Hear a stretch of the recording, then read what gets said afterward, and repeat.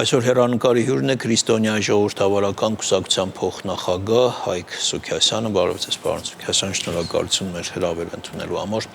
Իրան-Իսրայել կոնֆլիկտից սկսենք, փաստորեն Միացյալ Նահանգները վերջնագիր է ներկայացնում, Իրանը ասում է, որ չի զիջելու, եւ շատ փորձագետներ ասում են, որ արդեն մոտ է այն օրը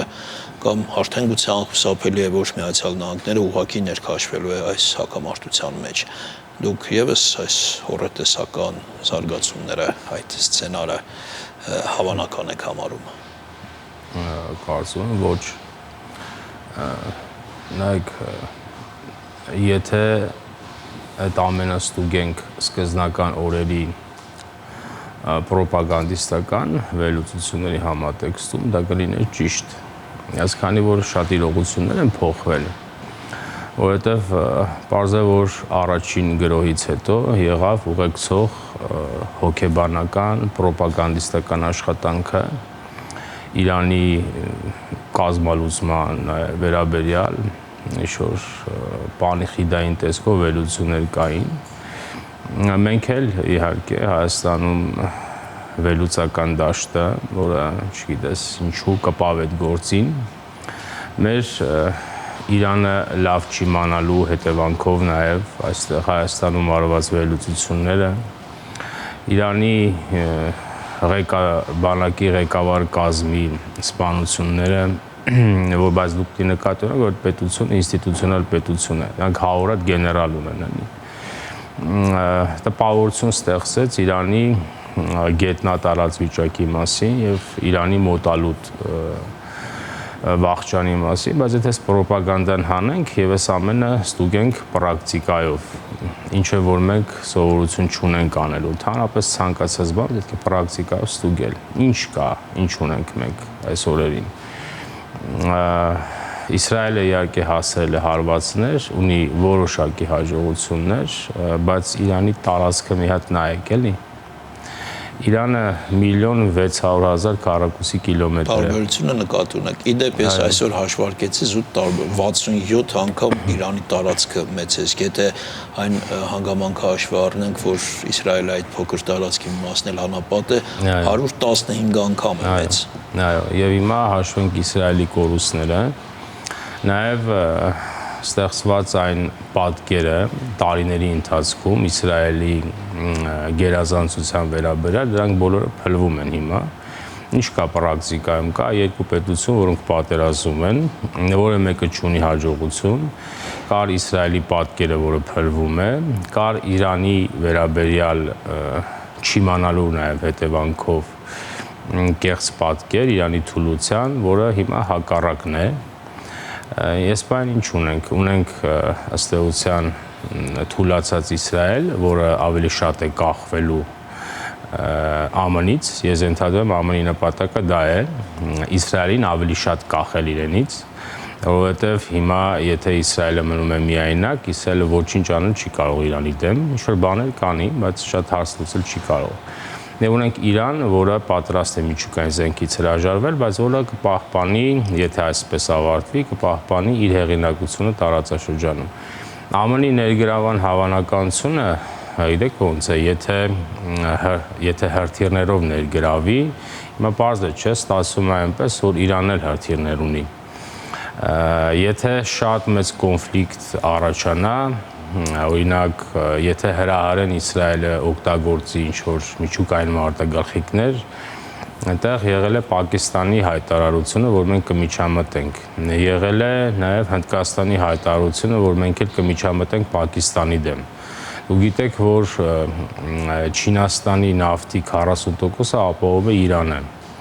Պատրաստ է Չինաստանը այդ ռեսուրսից հրաժարվել, արդյոք չի միջամտելու ոչ ուղիղ իմաստով, բայց Իրանին զինելու հետ կապված։ Եվ այստեղ իհարկե Իրանն էլ կտուժի, բայց Իրանի տարածքը մեծ է, որտեղ ինչքան ուզում եք խփեք, բայց եթե շարունակվեց այս պատերազմը Իսրայելի վրա, Իսրայելի տարածքը քիչ է։ Բա կա շատ ավելի մեծ մի բան աղետալի, բա որ հանկարծ Երուսաղեմին խփեցին։ Ինչ է լինել, ով է հաշվել դա։ Իհարկե Իրանը այս հարցում դեռևս բարոյական է, սուրբ տեղերին հարվածներ չի հասցնում, բա որ հանկարծ նման բանի հասնի, ով է դա հաշվել։ Դա համար ինձ թվում է ԱՄՆ-ն այս կոնֆլիկտից ամենաշահածն է դուրս գալիս։ Ունենում է թուլացած Իսրայել, իրենից կախված, Իրանից կորզում է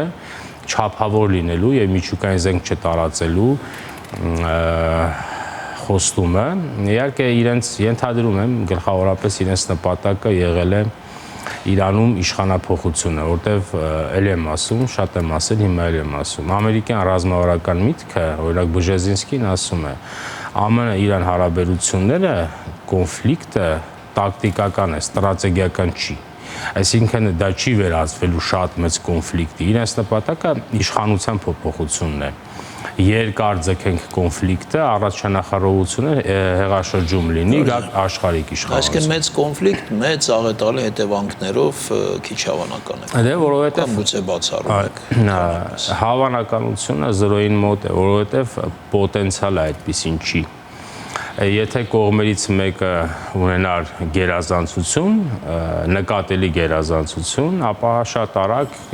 որպես մեծ կոնֆլիկտի արդյունք կլինել որևէ պետությանը կապիտուլյացիա պարտադրելը։ Դա դուք տեսնում եք, որ Իրանը այսօր, որը բավականին կա, պետք է նկատի ունենանք, էլի պատերազմներում մեխանիկական հաշվարկները չի միայն, դա մեր բնավորությունն է, հաշվել մեխանիկական, մեխանիցիստական է մեր մտածողությունը, այսքան զենք սա ունի, Իրանը քիչ ունի, սա ունի այսքան հրթիռ, Իրանը քիչ ունի, վերջ Իրանը պարտվեց, այդպես չի։ Պատերազմներում ուրիշ բաներ էլ կան, գործոններ կա աշխարհագրություն, կա տարածք, կա ժողովրդի բնավորություն, կուտակված փորձ, ժողովրդի ապելու ձգտում, ժողովրդի հոգեբանություն, ժողովուրդները ընդհանրապես տարածքներ լքելու բնավորություն չունեն, հատկապես օրինակ պարսիկները։ Հիմա ո՞նց են այդ ժողովրդին պարտադրելու ու տենց հեշտ բան, այսինքն կոնֆլիկտը եթե շարունակվել, դա ինձ թվում է լինելու է շատ կարճ կոնֆլիկտ։ Տեսեք Թրամփի վերջին խոսքերը, թե մենք կարող է հարվածենք, կարող է նաև չհարվածենք, այսպես որ հստակ որևէ կարծիք, դիրքորոշում, որոշում չկա եւ նշել է, որ գուցե հնարավոր է նորից բանակցել Իրանի հետ, բայց այդ ժամանակը մի փոքր արդեն ուշացել է, մի տեսակ այսպես երկիմաստ երանգներ կան Թրամփի խոսքերում։ Դա ինձ թվում է ԱՄՆ-ն կոնֆլիկտն է կառավարում եւ պարզ է, որ իհարկե այն տարածված տեսակետը, որ Իսրայելը ԱՄՆ-ի շատ ուժեղ դաշնակիցն է եւ այդպես է, բայց պետությունները միայն դաշնակցային պարտավորություններով չեն առաջնորդվում, պետությունները ունեն էգոիզմ, ինչը մի քիչ մենք լավ չենք հասկանում։ Այդ ԱՄՆ-ն գլխավորապես իր շահն է դիտում, հետո նոր Իսրայելի շահը։ Ինձ թվում է կոնֆլիկտի կառավարման թեզերը դնում շրջանառության մեջ, հասկանալու ումից ինչ կարող են կորզել։ Բայց ենթադրում եմ նպատակը հետևյալն է, գլխավոր հարցին հավանաբար չեն կարողանում հասնել իշխանափոխության, որտեղ ենթադրում եմ իրենց բաղձալի նպատակը դա է։ Նկատի ունենանք, որ մինչև իսլամական հեղափոխությունը Իրանը ԱՄՆ-ի իսկական դաշնակիցն է եղել, Իսրայելի դաշնակիցն էլ է եղել, այսինքն իրենց նպատակը ռազմավարական հարց լուծելն է, իշխանափոխություն ունենալ չափավոր կազմակերպված Իրան։ Հիմա եթե սա չկարողացան, Իրանից կկորզեն միջուկային զենք չունենալու պարտավորությունը, Իսրայելը կչափավորվի։ Պարոն Սուքասյան, ամեն դեպքում ինչ սցենարով էլ զարգանա այս հակամարտությունը, այն այսպես թե այնպես շատ կամ քիչ ազդեցություն կունենա Հայաստանի վրա, մեր ավելի նեղ տարածաշրջանի վրա, տնտեսական ազդեցությունը արդեն կա եւ այդ մասին նաեւ մասնագետներն են խոսում, բայց իհարկե ավելի կարեւոր է անվտանգային իմաստով ազդեցությունը, այսինքն դա նոր սպառնալիք չլինի մեզ համար։ Մինչդեռ հատկապես ընդդիմադիր դաշտում ավելի հաճախ նշում են, որ ուրվոր է Ադրբեջանն էլ Հայաստանի վրա կհարձակվի եւ այլն։ Դուք այդ տեսակետները կիսում եք, որ սրանով մեր անվտանգությունը ավելի խոցելի է դառնում։ Կարծում եմ ոչ։ Եթե մի քիչ էգոիստ լինենք, պետական էգոիզմ ունենանք, կարող ենք ասել հակառակը բարձրանում է։ Նայեք, ընդհանրապես պետությունները շահագրգռված չեն, որ կողքի պետությունը իրենց ուժեղ լինի։ Դա իհարկե մեզ հատուկ միտք չի, մենք սովորություն չունենք այդպես մտածելու, բայց պետությունը այդպես չեն առաջնորդվում։ Իրանը պարզ է, որ իհարկե որպես պետություն այս կոնֆլիկտից դուրս կգա, բայց դուրս կգա նվազագույն իմաստով, որոշակի իմաստով թուլացած։ եւ եթե նա մի քիչ թուլանա, նա կդառնա Հայաստանի իսկական դաշնակիցը, որտեղ մենք օրգանական կապ ունենք իրար հետ, հետեւաբար ինչով է Հայաստանին վնաս։ Իհարկե մեր բնավորությունն է, մենք սկզբից մտածում ենք հանկարծ չվնասվենք, բայց ես առաջարկում ես հակառակը մտածել, ինչ անենք, որ շահենք։ Այսինքն մեզ ավելի թույլ Իրան է պետք, քան Մեզ թույլ Իրան պետք չի, մեզ պետք է Իրան, որը կունենա այն պոտենցիալը եւ այն գիտակցությունը, որ Հայաստանի հետ իսկական դաշնակից կլինի։ Ու եթե հիշում եք, սկզբնական շրջանում այնպես էլ չէր, Իրանն էր ժամանակին շատ հետաքրքրված էր Հայաստանում այտենց ներկայություն ունենալու ռազմական, բայց հիմա սրանից հետո իրենք ես ենթադրում կհրաժարվեն այդ մտքից եւ մեզ հետ կգան նվազագույն իմաստով հավասար հարաբերությունների։ Բոլոր վերլուծությունները, որ մեզ համար աղետներ կարող են լինել, էլի հայկական, ավանդական երգ կա, ինչ լինում է, վանեցուտում պետք է փլվի, անպայմանորեն մեզ հետ պետք է կապենք, այսինքն շատ հավանական են դիտում, որ Զանգեզուրի միջանցք եւ այլն չկա այդպիսի հավանականություն, բացարձակ չկա։ Մեր վերլուծությունները նայեք, բխում են ընդհանրապեսի գաղափարից։ Ընդհանրապես ամեն ինչ հնարավոր է, բայց հարցը պետք է քննել մասնավորապես։ Դա հնարավոր է, թե չէ։ Իրանը մեր անվտանգության բաղադրիչ, անվտանգության կոմպլեքսի մեջ բաղադրիչ է։ Որ Իրանը չի, որ ապահովում է Իրան-Հայաստան սահմանը։ Իհարկե ինքը կա այդտեղ, բայց մենք դրանով չի։ Մենք բազմաթիվ գործոններ ունենք, կա Եվրոմիության դիտորդներ, կա, ասեմ, ԱՄՆ-ն եթե Իրանի հարցում խնդիրներ ունի, մեզ հետ խնդիրներ չունի, բաներ կա, պիտի նկատի ունենանք։ Շատ ուրիշ բաներ կա Հնդկաստանի հետ հարաբերությունները, մենք ենք մի քիչ կարգի եկել։ Կա Հռոմի ստատուսն, թուլացած է Ռուսաստան, բայց որը հիմա ճնշում է կարծես գործադրում եւ ներքին ինչ-որ թե իշխանափոխության, թե գուցե այլ ինչ-որ նպատակներ կա։ Օրինակ Ռուսաստանի այս ավելացող ճնշումը կապում եք օրինակ Փաշինյանի Թուրքիա այցի հետ։ Այո, նաև դրա հետ կարող են կապել։ Ռուսաստանը իհարկե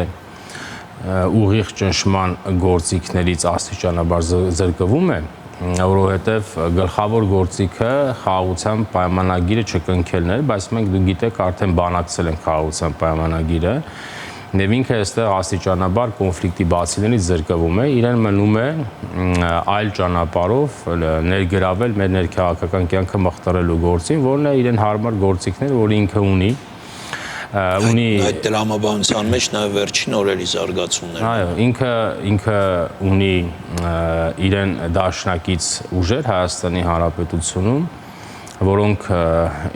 իհարկե քաղաքականորեն փաթեթավորված են, ներկայանում են որպես քաղաքական, բայց ակնհայտ է, որ ազդեցության գործականներ են մեր երկրի կյանքում, բայց այս հատվածը պարզ է, որ այս 5 տարվա ընթացքում ապացուցեց իր անուժությունը, չկարողացան անել այն ինչ որ իրենք ուզում էին։ Դրա համար, բայց քանի որ Ռուսաստանը նպատակը ունի,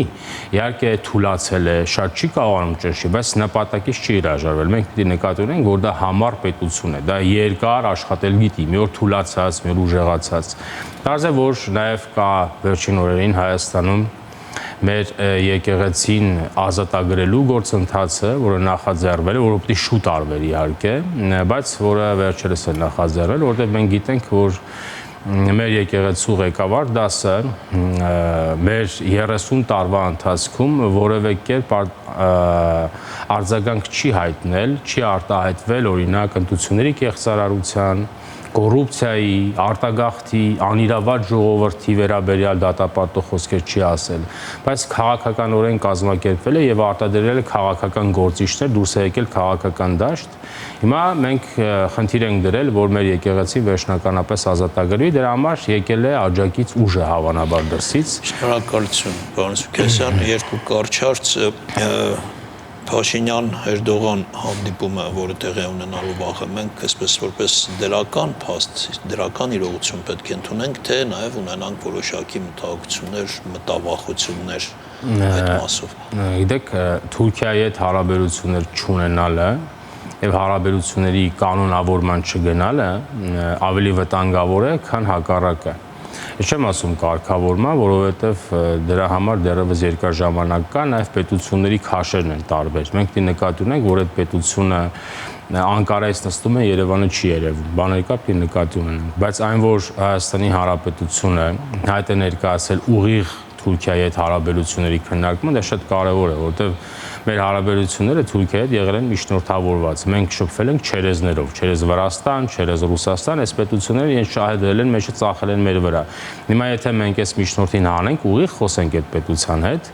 մանավանդ նկատի ունենք դա ագրեսիվ պետություն է, այդ պետությանը մենք պետք է նվազագույն իմաստով չափավորենք ագրեսիան։ Դրա համար Հայաստանի Հանրապետությունը ճիշտ է անում եւ պետք է գնա Թուրքիայի հետ հարաբերությունների կանոնավորմանը, մնացածը կտեսնենք հետագայում, այսինքն վնաս չկա, կա օգուտ։ Եվ վերջին այդ կանոնավորման մեջ հնարավոր է Թուրքիան ինչ որ պարտադրանքի լեզվով խոսի։ Ես ինչու համար եմ ասում, տեսեք, այսօր էլ Ալիևն է լինելու Թուրքիայում եւ երեք էլ Ալիևը նորից այսպես ավելի կոշտացած ռետորաբանությամբ էր խոսում, նորից նշում էր այդ 100,000-ավոր ադրբեջանցիների մասին, ովքեր պետք է վերադառնան Հայաստանի իրենց հողերը, նաև երեք խոսում էին Զանգեզուրի միջանցքի մասին, իսկ մեր վարչապետն էլ խորհրդարանում ասում էր նորից, որ խաղաղություն պետք է լինի եւ պատերազմ չպետք է լինի։ Կարծում եմ Ադրբեջանի պարտադրանքներով Թուրքիան մեզ հետ չի խոսի, որովհետև այս 5 տարի է այդ Ադրբեջանի ցանկությունները կա, իրենք Հայաստանից ուզում են երկրագունդը, որ Հայաստանը իրենց տա, բայց մենք տեսնում ենք, որ պրակտիկան այլ բան է ցույց տալիս։ Թուրքիայի կողմից պարտադրանք կարծում եմ չի լինի, կլինի առաջարկ Հայաստանը, ես ենթադրում եմ, եթե մենք խելք ունենք, մենք էլ պետք է առաջարկ անենք, Հայաստան-Թուրքիա սահմանից օտար պետության զորքերը պետք է դուրս գան, որովհետև ես պնդում եմ, որ Թուրքիան Հայաստան-Թուրքիա սահմանը, Հայաստան-Թուրքիա սահման չի դիտում։ Դիտում է Հայաստան-Թուրքիա-Ռուսաստան սահման։ Ես ենթադրում եմ, այդ հարաբերությունների կանոնավորման մեջ իրենք այդ պայմանը դնելու են, ինչը մեզ ձեռնտու է։ Շնորհակալություն։ Այսքանը մեր հյուրն էր քաղաքագետ Հայկ Սուքասյանը։